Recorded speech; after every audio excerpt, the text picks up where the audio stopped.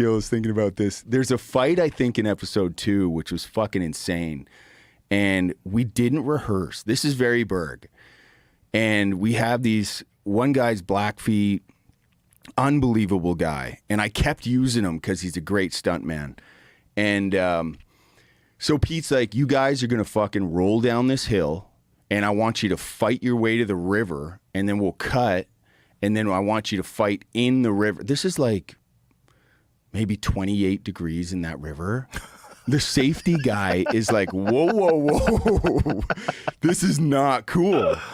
And this is all like on the go. So JJ Dashnaw, my double, is like all in. He loves this. This is near the end of the shoot too. So, and everyone's game. And that fight was just so fucking intense. So is it choreographed at all? Nothing. But that was my one experience.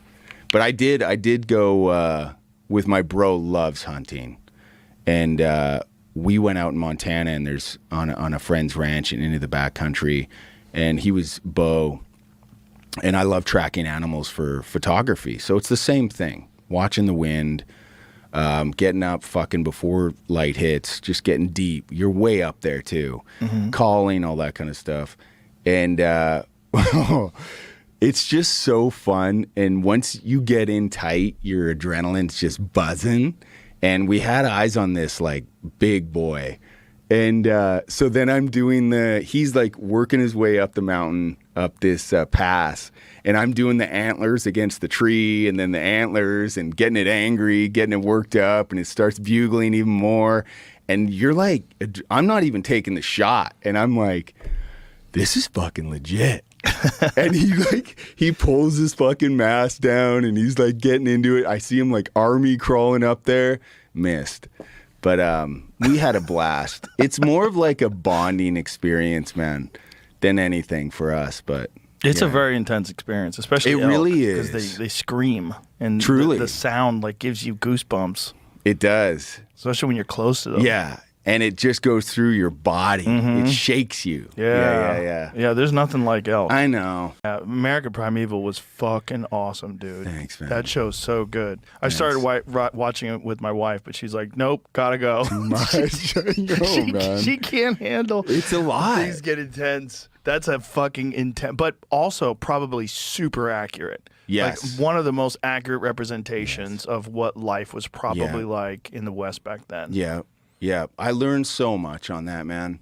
I mean, living in Montana, I got to this cowgirl friend of mine who I met at that ranch had been working with this shaman just outside of Livingston. And I was telling her I'm playing a guy that kind of raised by Shoshone and all this. And like that was kind of where I hung my hat of like, if this guy lost his family at 6 or 7 and then adopted or sold to the Shoshone, this is who he is. He's more Shoshone than he is white. So I started working with this shaman, which was incredible. Of course, I do not spar with him anymore. It's Dirty Pete is his fucking boxing name. I bet you he didn't fucking tell you that, did he? No, why is it Dirty Pete? Because he's earned that, man. He's so you know, you'll do body shots only or stuff like that and spar, keep each other honest. Right. But fuck, you get them once, there's no rules. There's no rules. And it's like you're on camera in like a week or something like trying that. to give you a black eye. And then you like take it and you're kind of shocked at first. It just goes from like 2 to 11 so quick. That's funny. But yeah, it's the best workout actually. And it's late. And she's just pacing because she can't sit still because the muscle contractions are so bad. And I'm like, Shells, just go to bed, take my bed and just try and sleep. She's like, no. You don't understand. I have to move.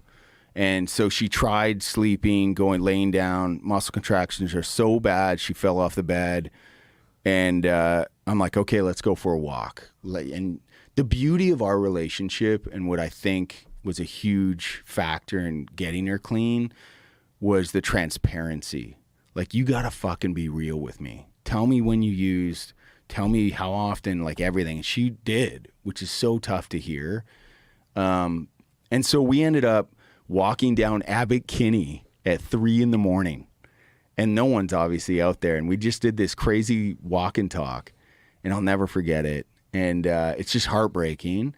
And I get her and I call, and so she grabbed the bottle, and she was, as a lot of these sober livings are, they're pretty incestuous, and the guys sleep with the girls, vice versa, obviously. And she was dating a kid named Mike there.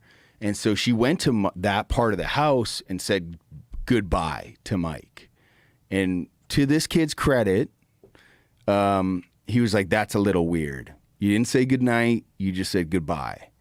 And so she goes up, hammers. My mom calls me, and she's like, she's been using for this long. And I go full hero mode. I didn't even know what fentanyl was.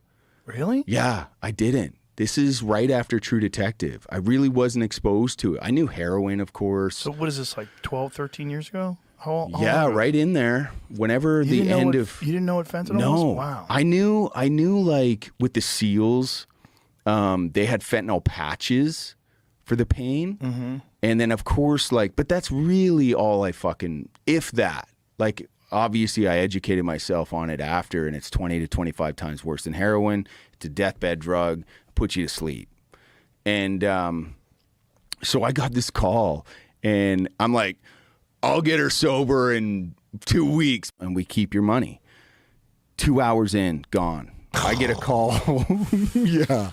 I get a call from this LA number, and I'm like, no fucking way.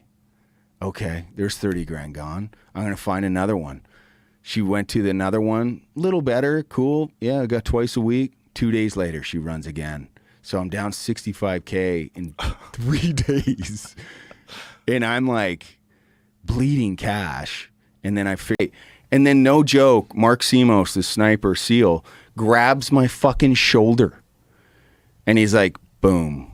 And I'm like, where the fuck did you come from? Like, that's how good these motherfuckers are, man. So it was like, it was just an amazing experience. When you train for something like that, like how much time? Check on her. So long story short, call the ambulance, and the medic, to his credit, is like, go grab the fucking bottle. And grabs a bottle and shows this medic, and he's like, we're pumping her stomach right now in the ambulance. And what saved her life were their time release. Isn't that fucking crazy? Wow. Yeah, wild. So I got this call, and I lost my mind for giving her the ball.